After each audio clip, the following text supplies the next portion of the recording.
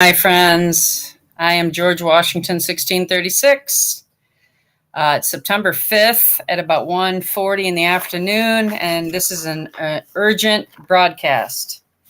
And I'm bringing this to you because it has to do with an up-and-coming EAS test. Now, this is quite a story.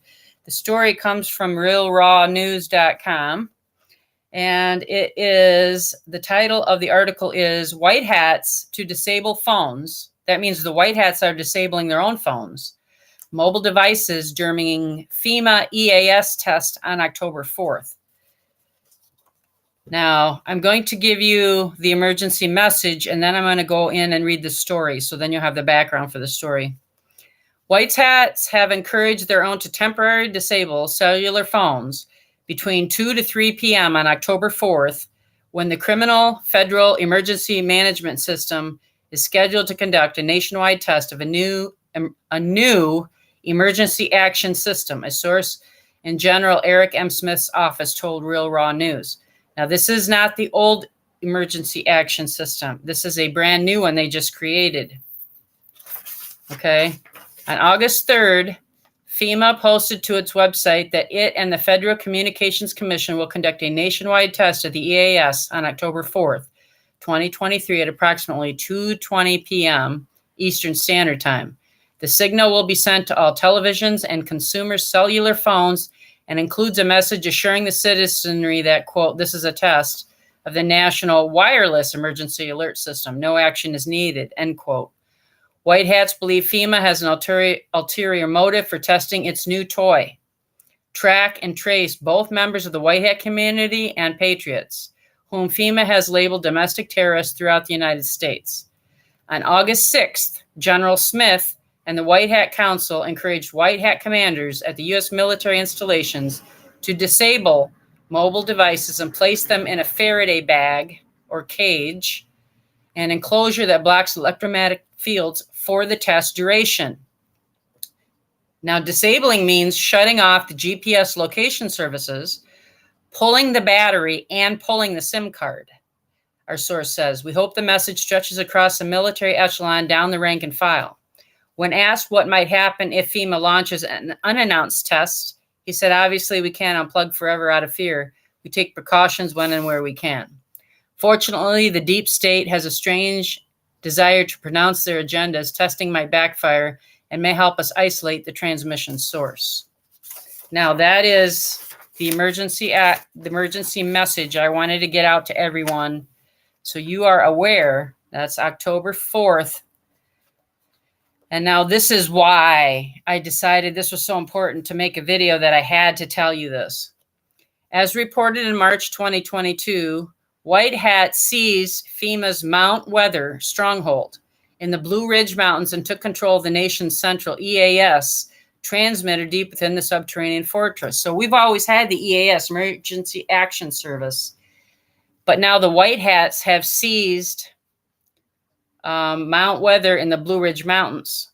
A bloody skirmish between White Hat Delta Force Army Rangers and regime forces resulted in the deaths of 24 FEMA personnel. The White Hat Coalition sustained several casualties, but no fatalities. In the following months, FEMA mounted 3 attempts to retake the mountain, but White Hats repelled each incursion, and FEMA's casualty list expanded. The regime's last assault was in September 2022 and put 30 federal goons in body bags, as by then nearly 2,500 U.S. Marines and Army soldiers maintained a constant vigil in and around the mountain.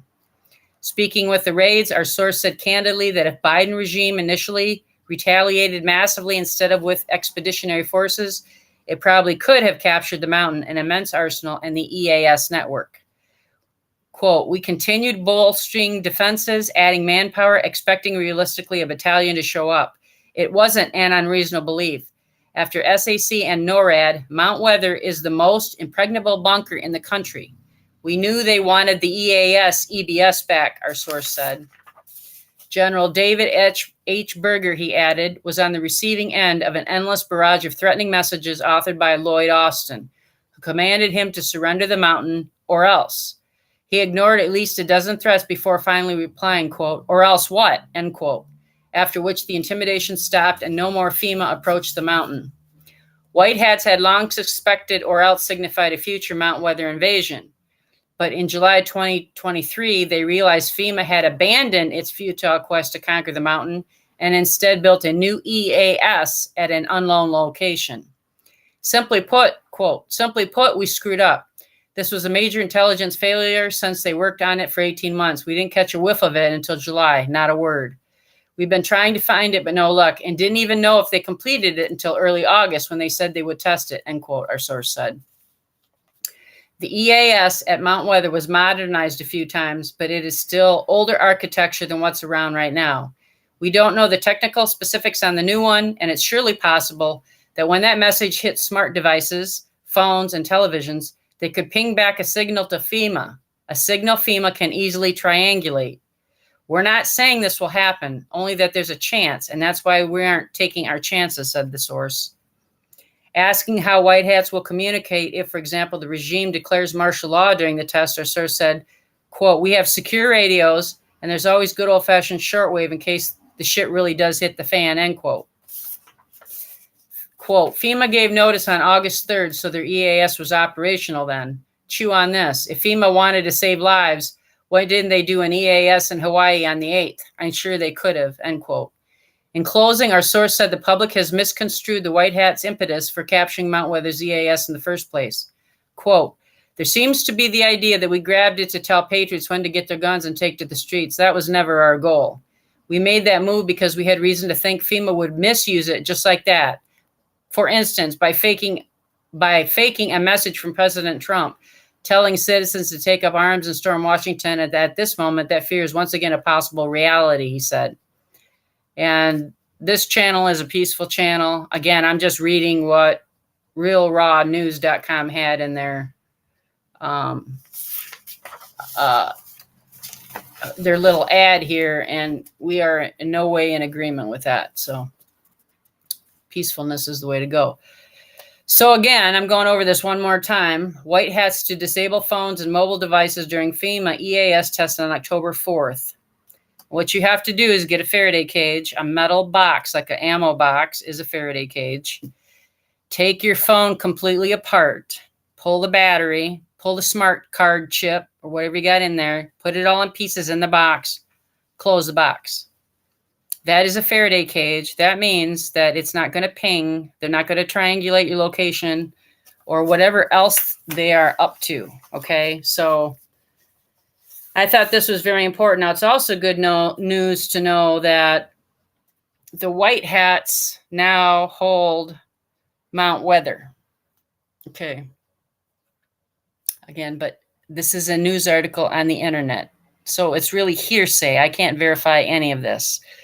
But I believe there will be on October 4th between 2 o'clock and 3 o'clock a FEMA pinging from the new EAS to try to pick up everyone's location, which that's possible because they say martial law is getting ready to.